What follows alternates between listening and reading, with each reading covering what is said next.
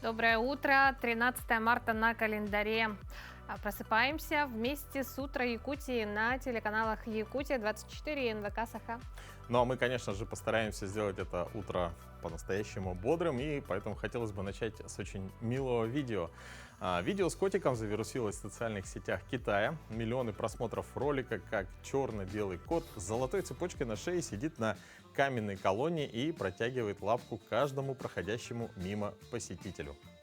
А те верят, что это к удаче, и выстраиваются в очередь в храм Сиюань в Сючжоу, где принимает паломников хвостатый друг. Как оказалось, у кота есть хозяин, и он пока решил спрятать котофея от внимания социальных сетей. А то очереди отбить пятюню выстраиваются на целых полчаса. Меня, кстати, удивляет вот такое терпение, да, этого котика. То есть он реально каждому дает 5. Он еще очень часто рот открывает, как будто говорит «привет». Может, он хочет сказать «покормите меня», а люди не понимают. Ну, друзья, конечно же, я думаю, что это видео подняло вам настроение. Ну, а какая погода за окном, мы давайте узнаем прямо сейчас. Сегодня в центральных районах на 6 часов утра температура воздуха составила 37 градусов мороза. Днем ожидается до минус 20. В заречной группе утром минус 40, днем до 20 градусов.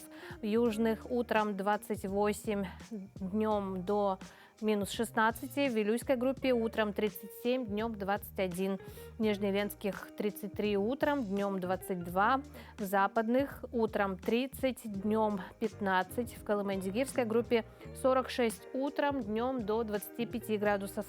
В Янских 42 утром, днем 24. А на северо-западе 39 утром, днем 22 градуса мороза.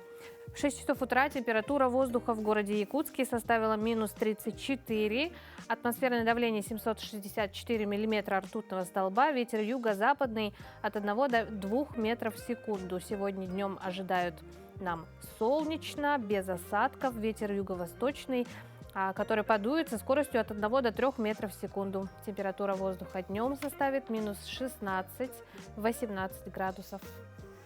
Да, становится теплее, я все в ожидании следующей недели. Оказывается, на следующей неделе по прогнозам аж минус 4 в Якутске. Да, ну, гораздо... Вот интересно, а после этого снова похолодает или уже, наконец, устаканится, да, такая погода? Ну, минус 40 точно не будет. Но, по крайней мере, мы можем об этом только гадать. Но какие актуальные новости произошли прямо сейчас, мы узнаем от нашей службы новостей.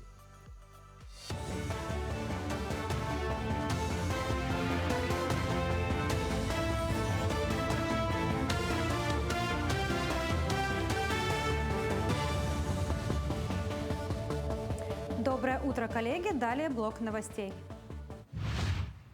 Банки предложили ввести специальную административную и уголовную ответственность для сотрудников кредитных организаций за оформление потребительского кредита без добровольного согласия клиента. За вывод полученных по таким договорам денежных средств также будет введена ответственность. О необходимости повысить ответственность банков за сохранность средств клиентов на совещании с Владимиром Путиным 5 марта заявила председатель Центрального банка России Эльвира Набиуллина. Начало 2025 года характеризуется замедлением спроса на стройматериалы из-за снижения активности в строительной сфере. Виной всему окончание льготной программы ипотечного кредитования, высокие процентные ставки по ипотеке и снижение доступности жилья для граждан. Впрочем, строительный бизнес не останавливает свою работу. Рынок стройматериалов уже сталкивался с противоречивыми тенденциями, а отечественные производители продолжают вводить на рынок новые продукты, несмотря на условия санкционного давления. Так, например, для замешивания бетона появились новые полимерные добавки, что позволит увеличить стойкость конструкций и срок их эксплуатации. Первые эксперименты уже проведены в Якутске и показывают положительный результат. Будут применяться при производстве железобетонных изделий вновь работающем домостроительном комбинате. Да. И в прошлом году, кстати, да, эти же добавки были применены для восстановления бордюров. Да. Ну, в городе Якутске, сами замечаете, наверное, состояние у нас бордюров желает лучшего. Да. Поэтому ускоренным темпом восстанавливали, с помощью вот этих добавок восстанавливали вот эти бордюры. Да. Для участников специальной военной операции продолжается прием заявок на участие в кадровой программе «Земля героев». «Земля героев» – это площадка для обучения будущих руководителей с доблестным прошлым. Военнослужащим, прошедшим отбор, помогут развитию управленческих компетенций. Для этого участники программы будут изучать, например, государственную политику и региональную экономику. Выпускники смогут применить полученные знания на практике в ходе работы в органах власти. До этого я принимал участие в федеральной программе «Время героев», и поступило предложение также принять участие в региональной программе «Якутия. Земля героев». И, соответственно, человек по жизни он накапливает знания. И я думаю, те знания и умения, которые дадут нам в течение года для конкурсантов этого проекта, они в будущем понадобятся нам в трудовой деятельности на благо нашей Родины. Школа третьего возраста в республике – это социально-просветительный проект, созданный по принципам общественной организации. Данный проект вот уже который год успешно реализуется во всех районах. Например, в Нюрбе во Дворце культуры «Кыталык» был организован День открытых дверей для ознакомления с направлениями, кружками программы обучения. Основной целью данного мероприятия является вовлечение новых участников, желающих вступить в школу третьего возраста. Это очень интересный, нужный проект, удовлетворяющий все потребности пожилых людей. Здесь и общение, и поддержание здоровья, творчество, и получение новых навыков. Много лет, как Дом культуры «Кыталык» ведет кружки по фольклору, по вокалу, по хореографии, по народному мастерству. Но кроме этого мы сегодня пригласили специалистов, которые занимаются лечебными травами, садоводством, огородничеством, кулинарией. Сегодня все это будет показано в мастер-классах. Это для наших пенсионеров, они, я думаю, заинтересуют всех. В Иваново-Бентальском районе оленовод во время поездки на снегоходе стал свидетелем необычного явления. Посреди леса в местности Хабаул из-за земли вышла загадочная субстанция. Масса будто бурлила, прежде чем замерзнуть на поверхности. По словам ученых, в этой местности, скорее всего, есть небольшое озеро или ручей. Промерзающая сверху почва подействовала как поршень и по трещине выдавила на поверхность более теплую разжиженную почву, насыщенную водой. Выйдя на поверхность, она замерзла при минусовой температуре.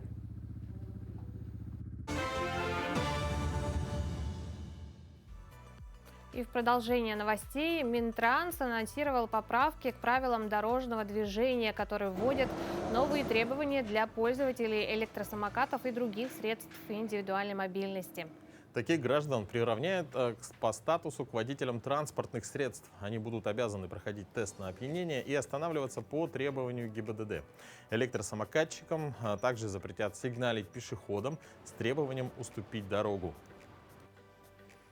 Я, кстати, вот сейчас только вот вспомнил про лето, и что в прошлом летом прям было очень много самокатов. Да, вот ажиотаж такой, кстати, Да-да-да. в прошлом году, да, начался. Но я думаю, требования вполне справедливые, потому что очень актуальный вид транспорта, да, на сегодняшний день. И, ну, так, видимо, Ну, он, да, будет. в том числе он хорошо, что он доступен, но плохо и с другой стороны то, что некоторые, конечно, превышают скорость. По-моему, он до 20 с чем-то километров может разгоняться, а по пешеходным дорожкам это приличная скорость. Мгм. Да, ну и хочется напомнить нашим телезрителям, что ни в коем случае нельзя на самокатах разъезжать проезжей вдвоем. части. И вдвоем. И вдвоем, да. Да. Ну, там правил достаточно много. Ну, а мы продолжим. Русская красавица играет на хомусе. Жительница Нерюнгри Анна Лозовец играет на хомусе в национальном костюме. «Хомус – моя душа, хоть я и русская краса», так говорит девушка о себе. Анна училась играть на якутском музыкальном инструменте у виртуоза игры на хомусе Юлианы Кривошапкиной и других мастеров. Сейчас она сама преподает игру на хомусе детям.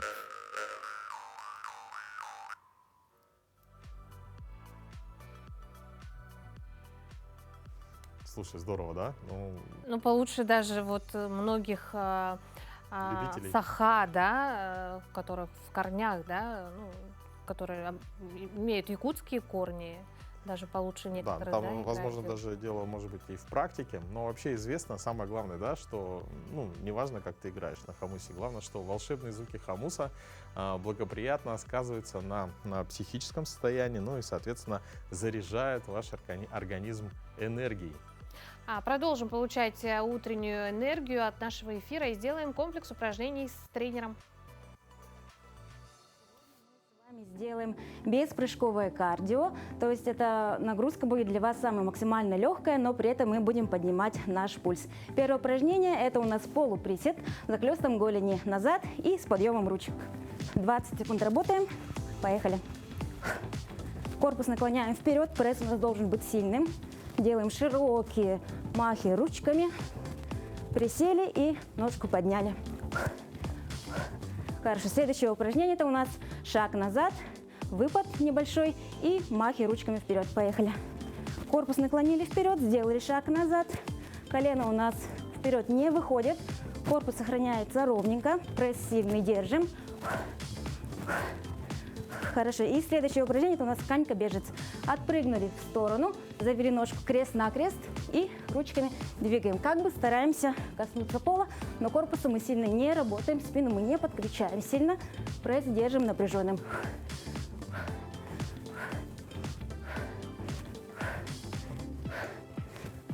Молодцы, дышим. И следующее упражнение у нас приставные шаги. Делаем 2 приставных шага, ножку завели в сторону. Также помогаем себе ручками. 2 шага и в сторону. Каждый раз дышим, корпус у нас наклонен, мышцы пресса мы не расслабляем. Ручки поднимаем, машем ручками широко. Хорошо, и следующее упражнение – это у нас приставной шаг с разворотом корпуса в сторону и удары. Делаем приставные шаги, разворачиваем корпусом, корпус держим также в наклоне, помогаем себе ручками. Выдох, выдох, выдох, выдох, выдох, выдох. Последний раз. Молодцы. Желаю вам активного дня. Ну а кроме физической активности, для хорошего самочувствия также важно и полноценное сбалансированное питание. Ученики средней образовательной школы номер 39, например, могут похвастаться своим питанием, ведь оно у них разработано с учетом наших климатических и национальных особенностей. Подробнее в репортаже «Утро Якутии». Буквально через минуту после звонка школьная столовая наполняется шумом и смехом. Здесь уже не протолкнуться. Ученики школы номер 39 выстраиваются в очередь за обедом, ведь у каждого в меню есть свои любимые блюда. В школе, да, очень вкусно готовят, большое разнообразие. Мое любимое блюдо – это гречка с котлетой. Мое любимое блюдо из выпечки, скорее всего, боец. Мое любимое блюдо – это макароны с сыром. Они его очень вкусно готовят. Компоты тоже очень вкусные. К привычным борщу и гречке теперь добавились вкусные и сытные блюда, приготовленные из местных продуктов. Суп по-якутски, ухай с чиром, ароматные лепешки и другие традиционные блюда. Здесь к обычному школьному меню подошли творчески.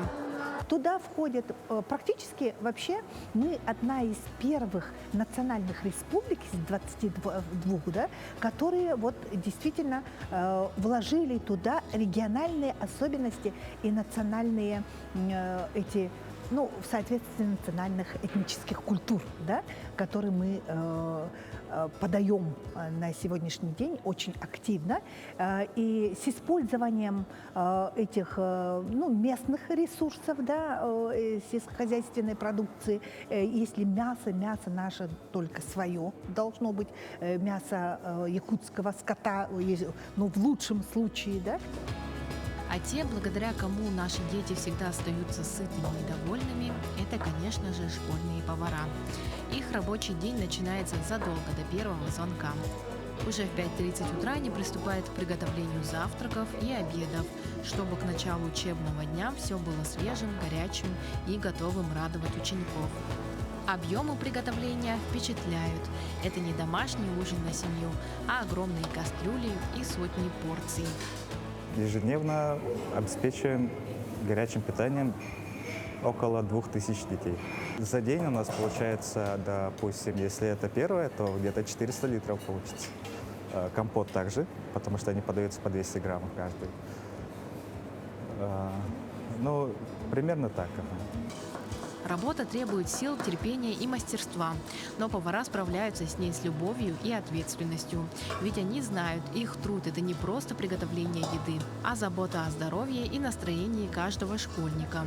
А еще одно нововведение, которое удивило бы пару лет назад – это новое приложение для родителей.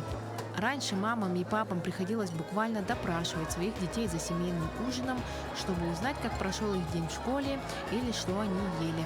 Но сегодня все стало намного проще. Родители могут зайти и полностью контролировать рацион питания детей. Плюс они смотрят меню, рацион питания, а также наполняют в личном кабинете на буфетную продукцию средства. Да, то есть ребенок полностью отслеживается через личную карту. Вот насколько все изменилось в современных школьных столовых. Весь процесс организации питания стал четким, удобным и прозрачным. Ну а мы знаем, что входит в рацион большинства взрослых. Самый утренний бодрящий напиток, конечно же, кофе. Да, очень важно, чтобы он был не только вкусным, но и качественным. А любителям и ценителям одного из самых популярных напитков будет полезна наша дальнейшая информация. Доброе утро! Сегодня мы поговорим о кофе со владельцем сети «Кулинария» и любителем и ценителем этого напитка с Петром. Какой кофе пить лучше утром? Конечно же, нужно ориентироваться на свои предпочтения и вкусовые пожелания. Кто-то просто не может себе позволить, там, допустим, чашку черного кофе, потому что у него повышенное давление и предпочтет кофе с молоком, со сливками или с лимончиком тоже можно добыть. Кто-то любит черный брутальный кофе, девушки любят иногда с сиропами послащать или какими-то альтернативами молока, допустим, банановым молоком, рисовым, они тоже будут с определенным уровнем сахара и будут уже послаще. Поэтому я должен заметить, что каждый выбирает так, как ему хочется выпить напиток. Главное, чтобы он получился вкусным, качественным, и человек получил наслаждение от этого напитка. А какой кофе любите пить именно вы? Предпочитаю кофе именно в черном виде, заваренный более естественным путем, как дрип-пакет, либо фильтр кофе использовать. Потому что этот способ приготовления, заваривания кофе позволяет полноценно раскрыть напиток, получить с него там, максимально полноценный букет, вкус, аромат, тона почувствовать. Ну, если не позволяет времени, чтобы приготовить этим способом кофе, то, конечно же, я выбираю там, чашку эспрессо или американо. Ну, обязательно без сахара, потому что сахар скрадывает, на самом деле, весь потенциал вкусовой напитка. Ну, а если хочется там немножко так взбодриться, энергии получить, то, конечно же, без чашки там капучино или латте стаканчика не обойтись никак. Хотелось бы узнать немножко о происхождении кофе, об истории, так скажем. Наверное, я не смогу очень подробно рассказать историю про происхождение кофе, его возделывание и культивацию, но хотел бы поделиться с вами, что культура эта активно сейчас развивается, она получает новые веяния. Очень радует тому, что эта культура обжарки кофе и потребления в кофе в России растет, в республике в том числе. Мы становимся более требовательными потребителями, да? Соответственно, производители и изготовители должны тоже отвечать с тенденциям, начать разбираться в напитке и предлагать более качественное заваривание и, конечно же, более качественное изготовления. Есть такие мифы, да, о кофе, что он как бы бодрит не на весь день, но на какое-то короткое время, и этот эффект пропадает. Наверное, я бы хотел поделиться таким замечанием, которое в первую очередь на своем опыте могу подчеркнуть. Это о том, что черный кофе, он будет слишком влиять на наше самочувствие. То есть он не может быть вкусным, и он сильно влияет на давление. Если мы правильно приготовим кофе, нам повезет то есть с зернами, с изготовителем, обжарщиком кофейных зерен, то напиток на самом деле получается очень многогранный. В нем не так много кофеина, и он не так активно действует на наше давление. То есть мы сохраняем какое-то приятное самочувствие, при этом можем наслаждаться напитком. У него могут быть очень интересные тона, иногда винные, фруктовые, что совершенно неожиданно для вот этого, казалось бы, всегда просто горького, бодрящего напитка.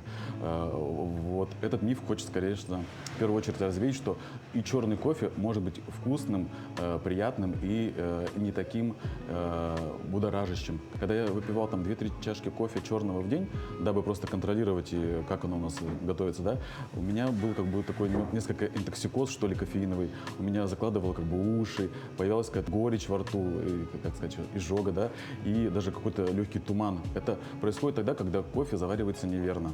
И тогда в нем слишком много кофеина, и мы чувствуем как бы скорее какой-то даже отрицательный эффект, нежели позитивный, потому что он позитивный совершенно недолго длится, вот этот скачок нашего настроения. А если кофе заварен правильно, то мы реально наслаждаемся напитком и подчеркиваем только вот какие-то хорошие моменты. И все-таки что влияет на качество напитка? Очень много факторов. Происхождение кофейных зерен, то есть как их собирали, как подробно уделяли внимание, допустим, созреванию ягоды, сортировке ягоды, потом какой метод обработки использовался для ферментации ягодных зерен, от обжарки. На самом деле срок обжарки имеет колоссальный фактор, да, это примерно 30% успеха. Кофе после того момента, как оно обжарено, максимально имеет вкус в течение 2-3 месяцев. Далее вкус и насыщенность эфирные масла испаряются просто из кофейного зерна, и оно теряет свои вкусовые качества. Качество нашей воды, она тоже должна иметь определенную минеральность, чтобы минералов не было слишком много и слишком мало, потому что будет экстракция, то есть вываривание кофейных масел, минеральных веществ будет неполноценно производиться. Оборудование, на котором мы кофе завариваем, допустим, это может быть эспрессо-машина или даже наша турка, от наших навыков, потому что мы должны, как и любой живой продукт, такой кофе, должны его почувствовать, понять его возможности, особенности и приготовить. А что вы скажете про растворимый кофе тогда? Ну, растворимый кофе – это продукт, скорее всего, глобализации, индустриализации нашего общества, чтобы мы могли в каком-то оперативном формате быстро получить бодрящий напиток. Не скажу, что он, допустим, может быть вреден, там наверняка нет ничего вредного, имеет очень-очень усредненное качество и не позволяет раскрыть потенциал такого продукта, такого даже явления, я бы сказал, культуры, как кофе. Насколько любят кофе в нашей Якутии, по вашим наблюдениям? Кофе в Якутии хорошо прижился. Люди начали ценить напиток, они в нем пытаются разбираться. Очень радует тот момент, что как-то молодежь, может быть, в какой-то степени переключается с каких-то легко доступных там алкогольных продуктов на вот такие вот альтернативные, более качественные, интересные моменты, как кофе. Как мы замечаем, да, в последнее время многие пьют кофе, например, на улицах, да, в стаканчиках, молодые люди, например, да. Некоторые пьют в кафе, а некоторые все-таки дома, или некоторые, которые торопятся, пьют, приходят на работу и пьют кофе там. Все-таки как правильно потреблять этот напиток? На ходу ли, сидя спокойно, или между работой? Как лучше вот ощутить все эти моменты? Нет четкого определенного ответа. Это все зависит от той жизненной ситуации, где мы находимся. Допустим, если мы в дороге и не можем себе позволить кофе наш любимый, заваренный в турке или в гейзерной там кофеварке, да, то, конечно же, мы можем довольствоваться кофе из автомата, либо зайти, забежать в кофейню. Говорят, кофе дорожает. Будет ли дефицит или это будет элитным напитком? Я думаю, что, конечно же, кофе в любом формате останется доступным для большинства населения, потому что тогда не будет рынка, кому его можно будет продавать. Конечно же, есть определенные разновидности кофе, то есть и сорта, страны, которые производят кофе разного ценовой категории. На него, на цену кофе, конечно же, влияет очень много факторов, там и какая урожайность была в этом году, и стоимость перевозок, курсы валют. Скачки какие-то дает, но они, как обычно, эта тенденция недолговременная, там месяц-два длятся, потом все равно цена нормализуется, и, как правило, даже продавец, окончательные там кофейни, они не удорожают стоимость напитка, чтобы формат все-таки оставался более доступным для населения. Почему вы считаете, что популяризация кофе важна? Для любого человека, конечно же, будет приятным суметь немножко отвлечься от сложностей дня, позволить себе чашку хорошего приготовленного кофе, да, чтобы каким-то моментом насладиться, маленько развеять свои мысли.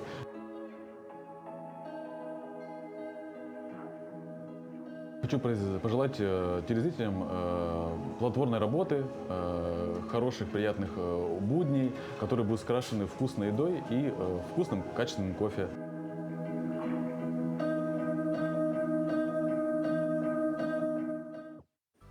Ну а мы желаем по-настоящему бодрого утра всем, кто к нам присоединился. И важная дата отмечается сегодня. 13 марта – Всемирный день почки.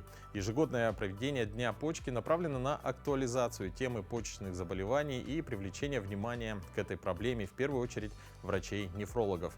Ну а какие даты и события связаны с сегодняшним днем, давайте узнаем прямо сейчас. На календаре 13 марта. Сегодня Национальный день тайского слона.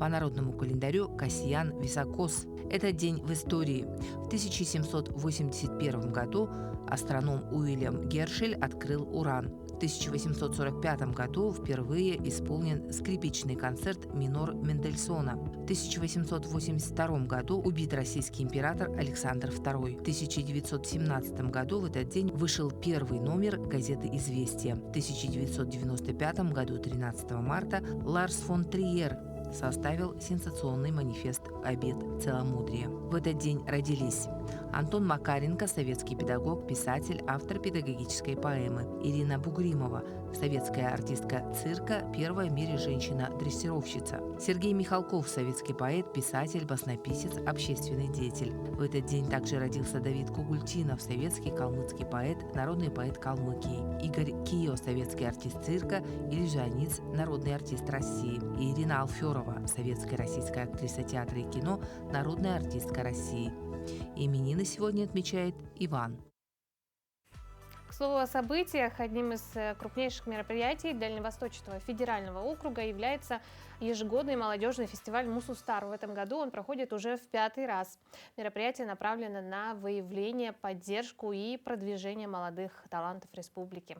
И сегодня у нас в гостях участник фестиваля, финалист телевизионного вокального интерактивного конкурса «Вот это да» Данил Абуткин. Данил, доброе утро. Доброе утро. Доброе. Доброе. Ну, нам известно о ваших вокальных данных. Вы наверняка участник вокальной категории. Расскажите, пожалуйста, подробнее об участии в таком масштабном мероприятии.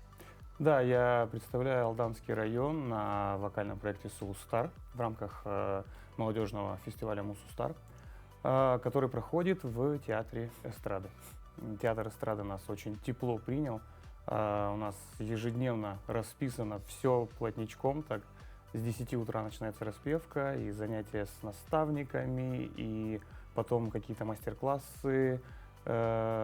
Очень здорово, на самом деле, проводить время. Ребята бешено все талантливые, 15 человек нас, с разных уголков нашей республики, бешено талантливые. Это еще раз подтверждает, что Якутия богата не только алмазами, но и, главное, талантливыми людьми и молодежью. Но подобные музыкальные проекты, по-вашему, вот что дают молодежи, да, людям вообще в целом? И вот после конкурса «Вот это да», кстати, хочется отметить, что это проект нашего канала «Якутия-24». Стали ли вас выдавать? Приглашать, возможно? Да. На самом деле, да. Такие проекты, как «Вот это да», такие проекты, как «Сулустар», это, как мне кажется, это огромный импульс для талантливой молодежи. И в целом проект «Мусустар» фестиваль, он очень хорош, потому что многогранный же он. И поэтому, мне кажется, любой молодой человек может показать свои таланты. Выявляет таланты в разных направлениях. Да. Ну, мы также знаем, что вы являетесь художественным руководителем. Можете рассказать, чем живет сейчас ваш Дом культуры, и готовите ли вы вокалистов, и вообще в целом планы какие? Сейчас у нас в Доме культуры «Металлург» в Нижнем Куранахе готовится большой фестиваль. Уже он, так сказать, традиционный. Это будет 11-й фестиваль детского творчества, многожанровый фестиваль «Музыкальная мозаика». И так же, как и вся страна, мы готовимся, безусловно, к большому мероприятию, к большому событию. Это 80-летие Великой Победы. Там у нас подготовлен уже цикл мероприятий, уже ведется работа, поэтому мы не останавливаемся. Ну и, конечно же, да, готовятся новые вокалисты. И я думаю, что в обозримом будущем вы о них еще услышите. Обязательно.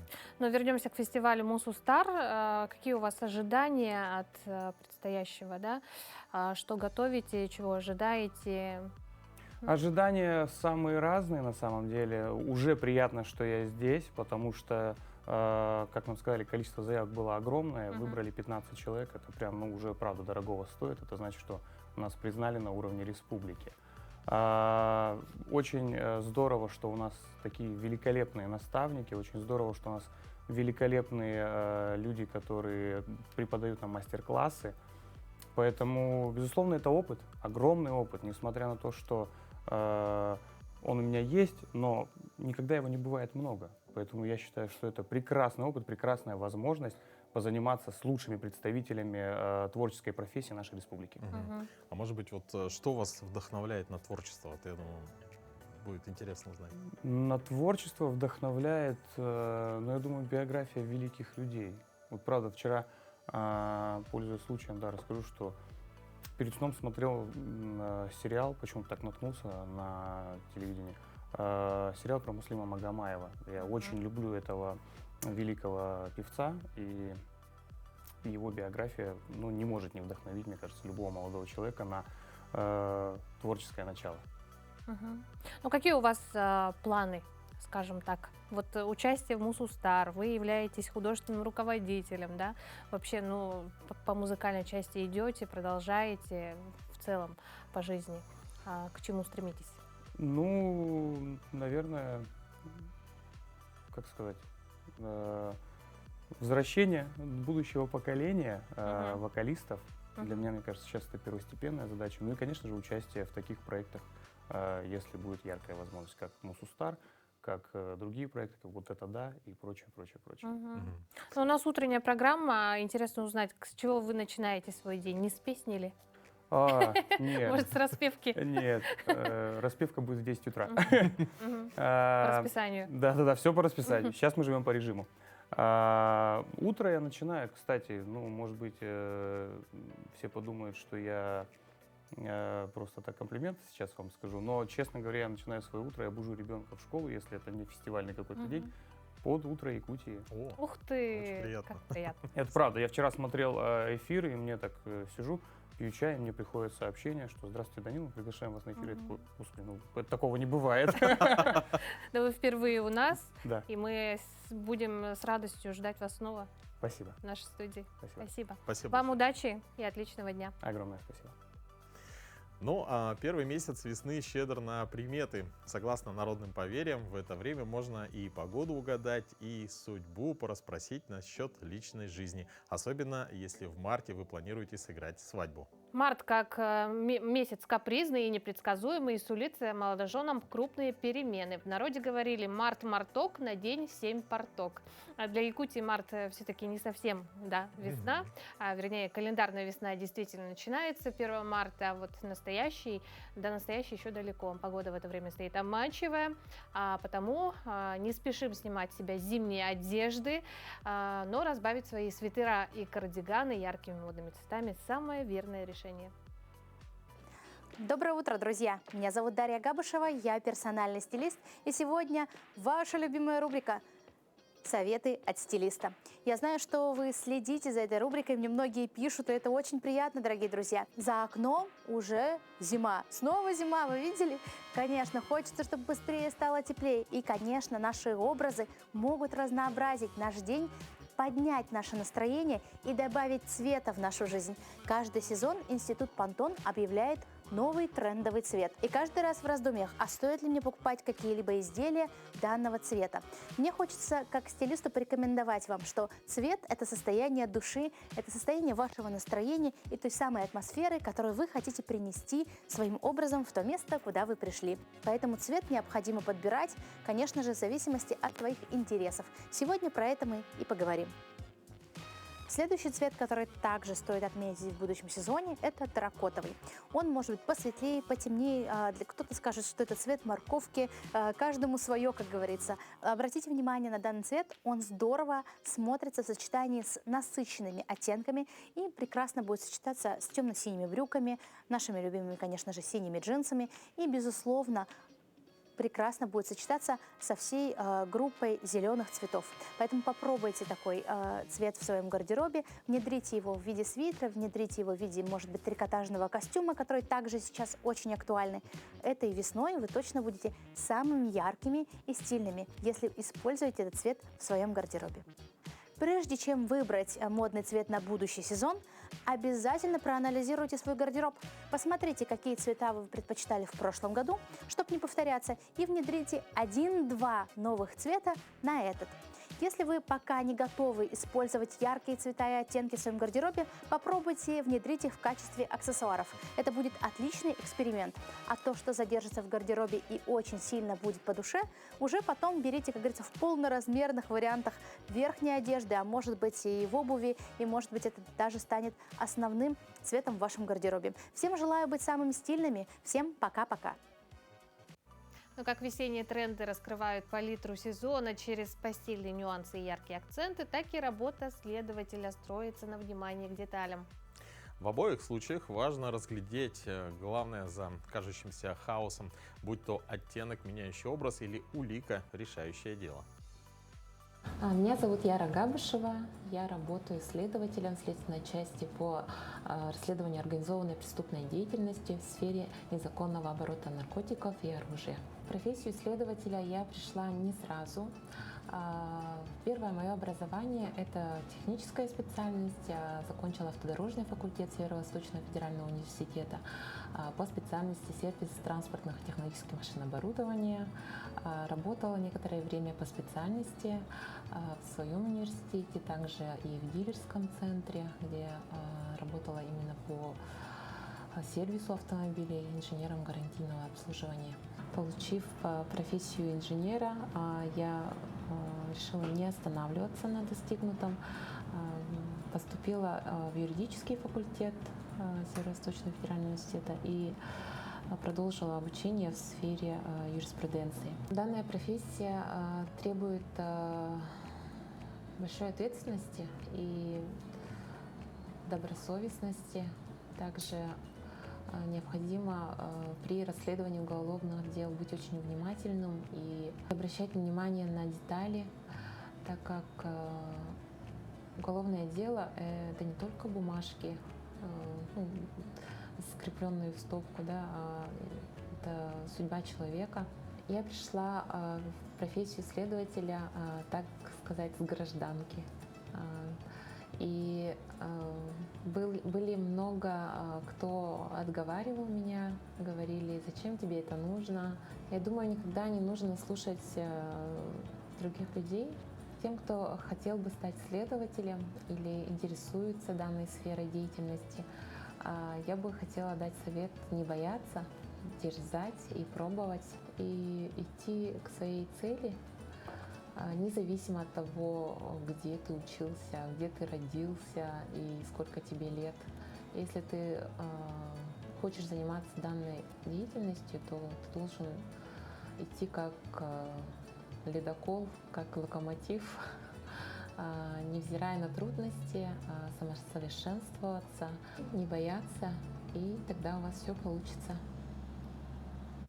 Вообще я всегда поражаюсь, насколько такие хрупкие, да, красивые девушки идут в такие серьезные, очень даже такие, ну, как это правильно сказать, ответственные, совсем, ну, непростые такие профессии, ну, видят-то они картину жизни совсем с другой стороны, да? Да, ну это достойно уважения. Но, друзья, мы двигаемся далее, и сейчас давайте узнаем самые актуальные новости к этому часу.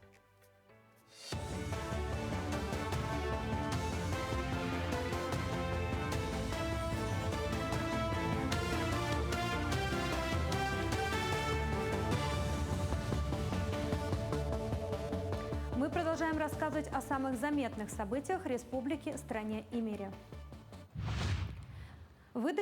Объем выдачи ипотеки в России в нынешнем году окажется на 30% ниже итогов 2024 года. Основная доля по-прежнему будет приходиться на сохранившиеся льготные программы. По данным Центрального банка, в прошлом году банки выдали около 5 триллионов рублей ипотеки, что почти на 40% ниже результатов 2023 года. Прирост портфеля таких кредитов в прошлом году замедлился, когда рынок, как указывал регулятор, был сильно перегрет массовой господдержкой. Свыше 1000 тонн материалов для ремонта доставлено в филиалы ГУП ЖКХ Республики, в частности, в арктические и колымские филиалы. Вилюйские, центральные и заречные районы, куда доставлено 23% грузов, завоз осуществляется круглогодично. Доставка материалов является важным этапом подготовки к ремонтным кампаниям и строительным мероприятиям, направленным на обеспечение бесперебойного теплоснабжения и водоснабжения в осенне-зимний период. В Якутии стартует акция «80 слов о победе». Акция проводится в интерактивном формате и направлена на укрепление единства и сплоченности жителей республики путем создания уникального словесного портрета. Так участники пишут или говорят слова, выражающие мысли, чувства, ассоциации, связанные с победой в Великой Отечественной войне. Высказывания людей оживают в различных форматах. Принять участие может любой житель республики, написав несколько слов по ссылке wo80.ru, после чего электронный сервис создает уникальное облако слов. Наиболее часто используемые слова будут отображаться в более крупном размере, подчеркивая объединяющие все главные темы и чувства. Впервые в истории горного улуса юные дарване получат уникальную возможность прикоснуться к высокому искусству балета, не покидая родной улус. Этим летом в Улусе откроется первый балетный лагерь. Малая академия наук республики представляет уникальную возможность для новых любителей искусства. В рамках мероприятия по направлению искусства классический танец будет стартовать сетевой проект «Хореография». С 17 по 26 июня одна из детских школ искусств в Горном Улусе станет центром притяжения для одаренных детей. Проводить занятия будут опытные преподаватели Якутской балетной школы имени Аксении и Натальи Посильских, ведущие специалисты в области хореографии. В рамках мероприятий Малой академии наук по направлению искусства «Классический танец» реализуется сетевой проект «Хореография». Проект является практикоориентированным и включает образовательную программу по хореографии. Легендарный спектакль «Щелкунчик» представит на сцене Государственного театра оперы и балета в Якутске. Это новая постановка главного балетмейстера, заслуженной артистки России Екатерины Тайшиной. Отмечается, что знакомые всем мотивы переосмыслили на современный лад, доступный для понимания каждому якутянину. Тем не менее, атмосфера сказки и волшебства останется неизменной. В эти дни театр полным ходом готовится к премьере, которая состоится 24 и 25 апреля. В производственном цеху уже приступили к пошиву костюмов и изготовлению декораций. Вот сейчас наши художники-постановщики, декораторы работают над деталями декораций, которые вот как раз снег. И здесь мы видим и снег, и вот елка. Дело в том, что у нас тоже там же это все-таки новогодняя как бы сказка, да?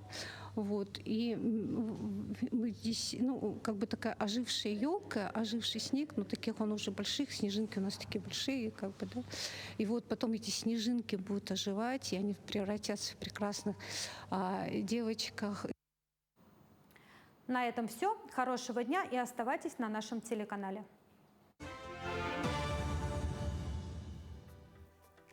В мире, где события меняются очень быстро, важно иногда остановиться и перевести дух. У нас есть для вас отличное решение. Посетить кинотеатр, например. Да. Ну а какие кинопремьеры пройдут на этой неделе и как запланировать грядущие выходные в нашей постоянной рубрике «Афиша».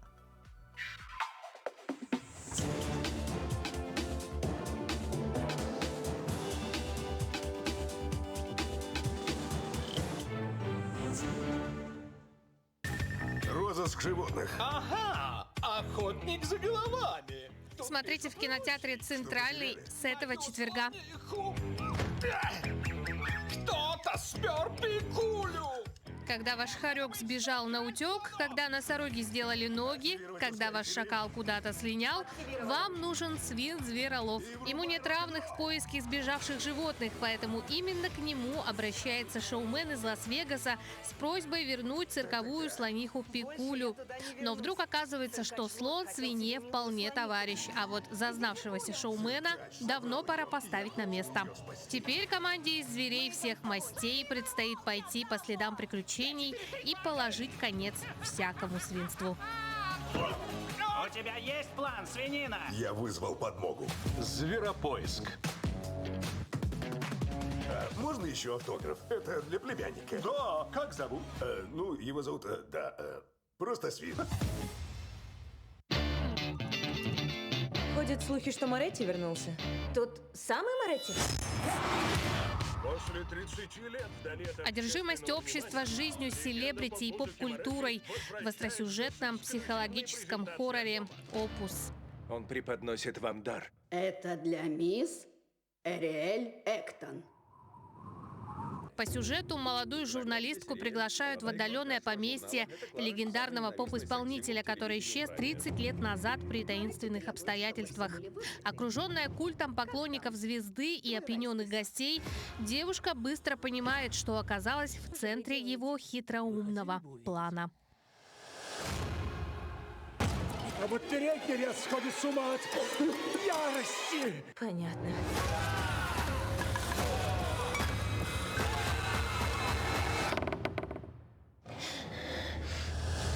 Опус. Что вообще происходит? В кино с 13 марта. Но я не хочу. Прилично. Пусти меня, я не хочу. «Мелочи жизни» – историческая драма, основанная на реальных событиях. Лауреат премии «Оскар» Киллиан Мёрфи и дважды номинантка на премию «Оскар» Эмили Уотсон. По сюжету в канун Рождества 1985 года угольщик Билл Ферланг, отец 5 дочерей, находит на куче угля в сарае избитую и продрогшую молодую женщину. Сара – одна из заключенных работного дома сестер Магдалины, монашек, надзирающих за погибшими созданиями, то есть забеременевшими без мужей. Прачечные Магдалины – сетевые исправительные заведения, процветавшие в Ирландии вплоть до середины 90-х годов, под совместным управлением католической церкви и ирландского государства. Жертвами практически тюремного содержания стали десятки тысяч женщин и младенцев, погибших, безымянно захороненных, записи о которых утеряны. «Мелочи жизни» в кино с 13 марта.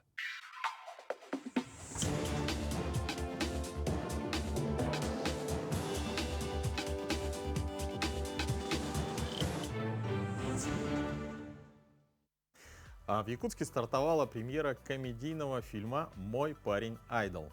Фильм интерпретирует себя как первую якутскую дораму. Напомним, что понятие дорама происходит от англоязычного слова «драма», то есть фильм, где раскрываются чувства и переживания героев сюжета. Ну а рассказать о картине к нам в студию пришли сценарист фильма Алексей Собакин, более известный в народе как Ксей Бакин, и исполнитель одной из главных ролей Эрхан Попов, сыгравший молодого генерального директора Джулусхана. Доброе утро, уважаемые гости. Доброе утро. Доброе утро. Ну что, с премьерой вас поздравляем, Спасибо огромное. да? Спасибо. Напомним, в прошлый четверг начался в кинотеатрах Якутии, да? Угу.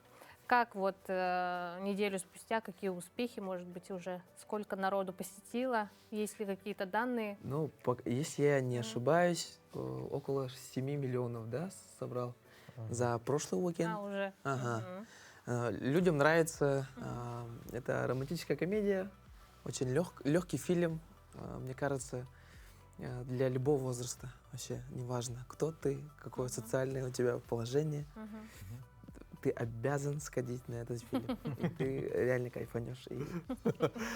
Ксей, скажите, как вам пришла идея снять якутскую дораму и почему именно дорама? Да, и вообще первая ли это дорама якутская? Ну, на больших экранах точно, да. Ну, вообще в России же первая дорама на больших экранах. Да? Запрос был от режиссера Аяла Струкина, что он хочет снять романтическую комедию. И я ему отправил список идей, и в числе которых вот дорамы были. Ну, в смысле, сделать вот такую якутскую интерпретацию, да, вот этой дорамы. Потому что мы с женой как раз в то время очень много дорам смотрели. То есть это повлияло на решение? Да, да. Ну, когда он целевую аудиторию назвал, что на женщин ориентировано, сразу вот в числе первых идей была вот дорама. А вот если привести примеры, из каких дорам вот как-то вдохновлялись, может быть? Она была красивой. Что случилось с секретарем Ким? Мир женатой пары. Литры слез там. Да. Да. Вот этот из именно референсов, которые я использовал, это «Ну разве не романтично» 2019 года. американская комедия. Мгм. Там вот есть пересечение. Ну, я его использовал как Фанат референс. человек. Мгм. А Супер. сколько вот времени вам потребовалось, чтобы написать? 2 недели. Ну, я там как раз отпуск взял, и мне нужно было за это время успеть. И, ну, у меня как раз жена уехала, я один остался в квартире, и... Все совпало. И было чем заняться, да? Скучал, да? Были романтические нотки. Да. А скажите, а вот на кого ориентирована кинокартина, да? И могут ли дети посмотреть ваш фильм и с какого возраста? Ну, как я вижу, насколько я видел, в кинотеатрах преобладали, ну, не то чтобы дети, а подростки со своими родителями. Родители, на самом деле, которые очень, как мне кажется, очень сильно фанатеют от вообще специфики дарам, да, от дарам. Они, наверное, стесняются сами, ну, признаться в себе, может быть, либо людям, то, что им это очень нравится, и они как бы вот с собой берут детей. А зазорно ли смотреть дорамы тогда? По идее нет, по идее нет, Почему но так? почему-то вот когда люди подходят ко мне еще фотографироваться, которые старше меня, они вот говорят, вот я вот дочки, не сама для себя фотографии делаю, а для дочки. Ну, Эрхан у нас, да, мы все знаем, кумир молодежи, да, подростков, его все знают. А вот как, интересно, на роль утверждали? Сразу пригласили или вот, может быть, еще какой-то кастинг был? Был кастинг, где на роль вот главной героини, которую сыграла Инна Слепцова, отбирали из около 100 участниц. Был обширный такой большой кастинг на эту роль. А меня вот сразу пригласили. Не знаю почему, ну, парни говорят то, что мы вот кроме тебя никого не видели. Вот, и все сошлось. И у меня были мечты и цели сниматься в кино. Ну, это первый опыт? Это первый опыт именно в главную роль, на главную роль. Главная роль. Ага. А раньше я тоже пробовал сниматься. И на НБК Сахая были съемки сериала. И в большом кино, но больше второстепенная роль там была. А главная роль — это мой дебют, получается. Ну, кстати, вот мы знаем, что, Эрхан, тебе в течение вот съемок предстояли такие физические трансформации, да? Вот, Да. ну, точнее, Да. допустим, набор мышечной массы, да? Вот удалось это сделать? Сложно ли было? Я согласился на роль, думал, вот все, там буду я отыгрывать вот такого-то персонажа. И мне вот буквально за 1,5 месяца говорят, ты должен голый торс быть накачанным. А я вот просто тростинка, чуть-чуть животик такой выпирал. Ну, в особо не в подходящее время. Вот, как-то вот так сложилось. Весна, я много кушал. Вот. И за 1,5 месяца нам удалось набрать мышечную массу, скинуть жирочек такой. Было у меня 3 тренера-ментора по физподготовке, по... Питание? Ну, по питанию, Ну, да. очень серьезно, И боевые оказывается, сцены да? у нас были. Вот. И растяжка там нужна была. Вот. И все на свете. Я почувствовал себя голливудским актером в моменте. И это уникальный опыт. Все получилось, все сложилось. Вот. Сейчас, конечно, не занимаюсь, каюсь. Вот. Но в моменте это потрясающий опыт. Мне прям очень зашло. Но если вспомнить вот съемки, вообще сам фильм, да, вот какая из сцен тебе вот больше всего понравилась, может быть, запомнилась, над которой, может быть, интересно, более интересно было работать? Там была такая сцена, где вот главная героиня, у нас диалог и такая около драматичная сцена. Я бы не назвал, что прям сильно плаксивая, но там момент чуть-чуть такая драма. Грустинка. Да, грустинка. И в момент, когда она вот говорит свою речь, она начала плакать. Прям на взрыв, да, по-настоящему сильно плачет. А я вот человек такой эмпатичный, мне стало ее так жалко. И в момент, когда я тоже говорил свою фразу, я тоже начал плакать. И мы стоим, и все в ступоре. И что происходит вообще? Мы стоим, плачем, и мне очень сильно... Именно сцена, часть, не полная сцена, потому что 2 плачущих актера на взрыв, это, наверное, немножко не то. Но частично вошло. Ну да, часть была, часть сцены это была, и помимо вот сцен с драками под дождем, когда мы снимали в минус 30, нас поливали шлангом, и мы там, сцена драки была. Вот, и вот такая эмоциональная часть тоже была. Ну, кстати, вопрос. Алексей ты больше известен даже как автор коротких юмористических видео, да? Вот пригодился ли этот опыт в написании сценария? Ну, юмор точно пригодился, потому что это романтическая комедия все-таки. Я пытался сделать, чтобы зрителю было не только вот именно история была романтичной, но и смешной, чтобы посмеялись. И, судя по реакции, людям зашло. А вот когда писали сценарий, вы так себе представляли главных героев? Вот картинка сошлась ваша? Да. Наверняка фантазировали же, да, когда писали? Да. Ну, единственное, я представлял, что у Аль-Джархая будет прям шрам такой яркий на пол лица такой. Это вот антагонист, главный злодей фильма. Намного больше должен быть. Ну, я так себе представлял, что такое. А так все в остальном, да, прям идеально. Ну, ты успел посмотреть, Руслан? Я еще нет. Я тоже еще не успела. А вот нужно сходить. Да. Обязательно, да? Да, во всех кинотеатрах Якутии, да, приглашаем всех якутян, как сказал Ирхан, каждая возрастная категория, да, должна посмотреть фильм. Ну, пойдем, сходим. Ну, фильм больше, Обязательно, да. фильм больше вот про принятие себя такими, какими мы есть. Вот, и это вот классный аттракцион. И комедия, и есть любовная линия, и есть вот такой смысл философский. То есть обязательно нужно. И мышечную массу не надо набирать. И да. Принимаешь себя. Да, именно так. Ребята, вам огромное спасибо за Спасибо участие вам. в нашем эфире. Творческих вам успехов и вдохновения. Спасибо. Да. Спасибо. Ну, а нашим телезрителям мы желаем отличного утра, ну и, конечно же, хорошего рабочего дня. Увидимся завтра в это же время.